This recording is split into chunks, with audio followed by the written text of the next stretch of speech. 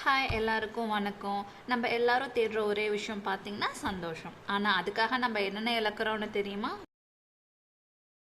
சந்தோஷத்தை பேஸ் பண்ணி இருக்கிற ஸ்டோரி தான் இது. கண்டிப்பாக பாருங்கள், உங்கள் எல்லாருக்கும் பிடிக்கும். வாங்க நம்ம கதைக்குள்ளே போகலாம்.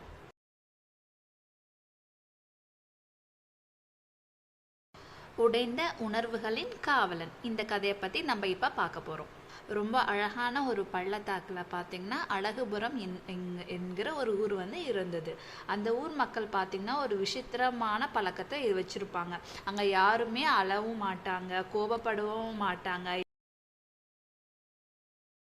இப்போ யாராச்சும் கவலையாக இருந்தால் கூட உடனே அவங்க வந்து ஒரு புது கிஃப்ட் ஏதாச்சும் வாங்கி அந்த பழைய கவலையை வந்து மறந்துடுவாங்க. ஒருவேளை ஒவ்வொருத்தருக்கும் ஏதாச்சும் ஒரு துக்கம் வந்தால் அதை தொண்டையிலே விழுங்கிட்டு வெளியில் வந்து சிரிப்பாங்க. இந்த கதையோட ஹீரோ நேம் பார்த்தீங்கன்னா அருண். ஆனால் அவன் வந்து இந்த ஊரில் இருக்கிற மக்கள் மாதிரி கிடையாது. அவன் கொஞ்சம் டிஃப்ரெண்ட்டான டைப்பு. அவன் எப்படின்னா, இந்த ஊரே பார்த்தீங்கன்னா பொய்யா சிரிக்கும்போது அவன் மட்டும் அந்த சிரிப்பில் உள்ள பொய்யை பார்க்குறவன். ஒரு நாள் அருண் ஊருக்கு வெளியில் இருக்கிற அடர்ந்த காட்டுக்குள்ளே போகிறாரு. அங்கே ஒரு நீர்வீழ்ச்சிக்கு பின்னாடி ஒரு ரகசிய குகை இருக்கிறத வந்து அருண் வந்து பார்க்குறாரு. பார்த்த பிறகு என்ன பண்ணுறாங்கன்னா, அந்த குகைக்குள்ளே வந்து அருண் வந்து போகிறாரு. உள்ளே போன பிறகு அருணுக்கு வந்து ரொம்ப ஷாக்கிங்காக இருக்குது. ஆயிரக்கணக்கான கண்ணாடி உருண்டைகள் பார்த்தீங்கன்னா காற்றுல வந்து மறந்துட்டே இருந்திருக்கு. ஒவ்வொன்றும் பார்த்தீங்கன்னா ஒவ்வொரு கலரில் பார்த்தீங்கன்னா மின்னிட்டு இருந்திருக்கு. அந்த குகையில் பார்த்தீங்கன்னா நடுவில் அந்த பாட்டி வந்து உட்காந்துட்டு இருந்திருக்காங்க.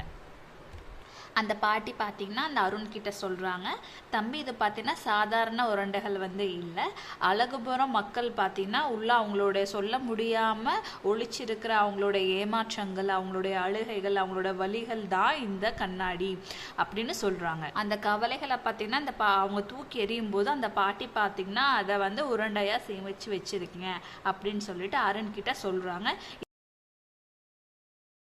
நான் இந்த உருண்டையெல்லாம் சேமித்து வைக்காமல் இருந்தேன்னா இந்த அழகுபுர ஊரே இவங்களோட நெகட்டிவிட்டினால் அழிஞ்சிடும். அதனால தான் இந்த இந்த குகையில் வந்து இதை நான் சேமித்து வச்சுருக்கேன்னு சொல்லிட்டு அந்த பாட்டி வந்து அருண்கிட்ட எக்ஸ்பிளைன் பண்ணுறாங்க. பாட்டி வந்து அருண்கிட்ட சொல்ல ஆரம்பிக்கிறாங்க, என்னோட காலம் பார்த்தீங்கன்னா முடிய போகுது அருண். இந்த ஊர் மக்கள் எல்லாமே பார்த்தீங்கன்னா உண்மையை மறந்துட்டு அவங்க பார்த்தீங்கன்னா மறைச்சிட்டும் இப்போது ஒரு பொம்மை மாதிரி பார்த்தீங்கன்னா வாழ்ந்துட்டாங்க. உணர்வுகள் இல்லாத மனிதர்கள் வெறும் பொம்மைகள் அப்படின்னு சொல்லிட்டு அந்த பாட்டி சொல்கிறாங்க. நீ தான் இந்த ஊரை வந்து காப்பாற்றணும் அப்படின்னு சொல்லிட்டு அருண்கிட்ட வந்து சொல்கிறாங்க. அந்த அருண் பார்த்தீங்கன்னா யோசிக்கிறான், மக்கள் வந்து ரொம்ப ஹாப்பியாக இருக்கிற மாதிரி நடிக்கிறாங்க. ஆனால் உண்மையில் பார்த்தீங்கன்னா அவங்களுக்குள்ள வந்து நிறைய சோகங்கள் வந்து அவங்கள வந்து கொண்டுட்டு இருக்குது. உண்மையான மகிழ்ச்சிங்கிறது பார்த்தீங்கன்னா கவலை இல்லாமல் இருக்கிறது கிடையாது. கவலையை பார்த்தீங்கன்னா நம்ம வந்து எதிர்கொண்டுட்டு எதிர்க்கணுங்கிறது பார்த்தீங்கன்னா அருணுக்கு வந்து அப்போ புரிஞ்சிச்சு. அன்னைக்குன்னு பார்த்து ஊரில் வந்து ரொம்ப பெரிய திருவிழா இருந்தது. எல்லாரும் வந்து ஹாப்பியாக வந்து பட்டாசு வெடித்து பொய்யா சிரிச்சிட்டு டான்ஸ் ஆடிட்டு இருந்தாங்க. அருண் வந்து என்ன பண்ணுறான்னா குகைக்கு போயிட்டு அந்த கண்ணாடி உருண்டை கண்ணாடிகளை வந்து ஒரு பெரிய வலையில் கட்டிட்டு அவன் வந்து ஸ்டேஜுக்கு வந்து எடுத்துகிட்டு வரான். யாருமே வந்து எதிர்பார்க்காத நேரத்தில் வந்து அந்த வலையை வந்து அவன் பிரிச்சுட்டு அந்த ஆயிரக்கணக்கான கண்ணாடி உருண்டைகளை வந்து தரையில் வந்து தூக்கி எறிகிறான். அப்போ பார்த்தீங்கன்னா அதை வந்து சலசலனை வந்து எல்லா கண்ணாடியும் வந்து உடஞ்சிது.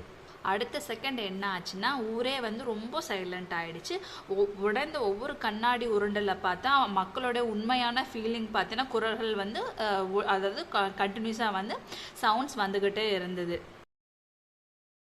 அந்த உருண்டை கட்டியில் பார்த்தீங்கன்னா ஒரு தந்தை வந்து தன் பையனை வந்து இழந்த துக்கத்தை வந்து கத்தி அழுதுருந்துருக்காரு. இன்னொருத்தங்க பார்த்தீங்கன்னா ஒரு தாய் வந்து தன் தனிமையை பார்த்தீங்கன்னா முதலாக வந்து அவங்க ஒப்புக்கொண்டு அந்த உருண்டையில் இருந்துச்சு. இன்னொரு பார்த்தீங்கன்னா அந்த ஒரு குட்டி பையன் வந்து அவன் தோல்வியை பற்றி அவன் ரொம்ப புலம்பி இருக்கான்.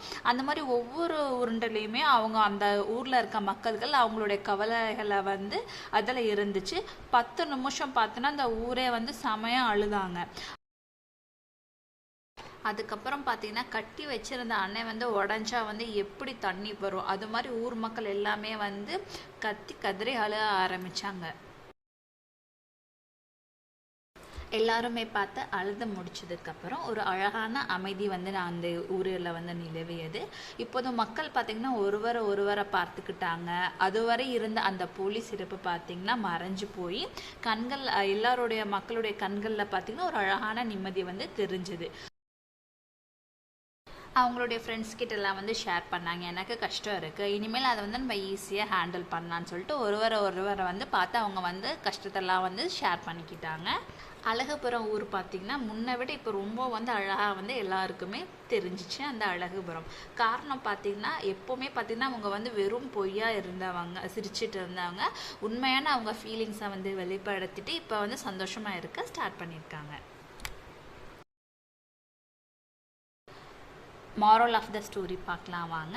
வலிகளை மறைப்பது பலம் அல்ல, அதை ஏற்றுக்கொண்டு மற்றவர்களுடன் பகிர்ந்து கொள்வதே உண்மையான தைரியம். ஒரு இதயம் உடைந்திருப்பதை ஒப்புக்கொள்ளும் போதுதான் அது மீண்டும் இணைய தொடங்குகிறது. இந்த வீடியோ உங்களுக்கு பிடிச்சிருக்குன்னு நான் நினைக்கிறேன். மேலும் இந்த மாதிரி நிறைய ஸ்டோரிஸ் வந்து நம்ம சேனலில் போடுவோம். தேங்க்யூ ஃபார் வாட்சிங்.